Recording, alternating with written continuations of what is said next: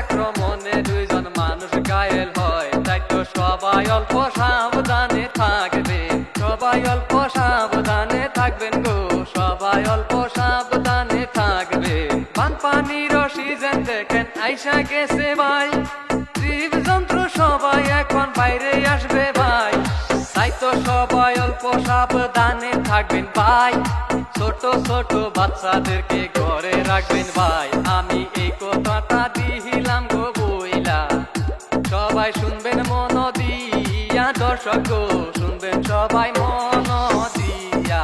সকাল বেলায় একটর আলী কাজে যাইতে চাই, সেখানেতে যাইয়া দেখেন বাঘের দেখা পাই, তারপরেতে একটর আলী কি কর্ম করিল, গরু মারিয়া বাঁচার জন্য পলাইতে লাগিল, কিন্তু বাঘে তারে ছাড়লো না, লগে লগে ঘায়েল করে গো, লগে লগে ঘায়েল করে।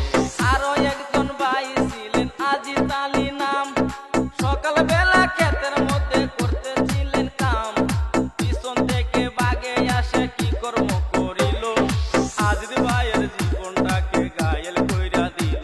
এখন বাঁচা মরাই আল্লাহর হাতে, এখন বাঁচা মরাই আল্লাহর হাতে গো, বাঁচা মরাই আল্লাহর হাতে।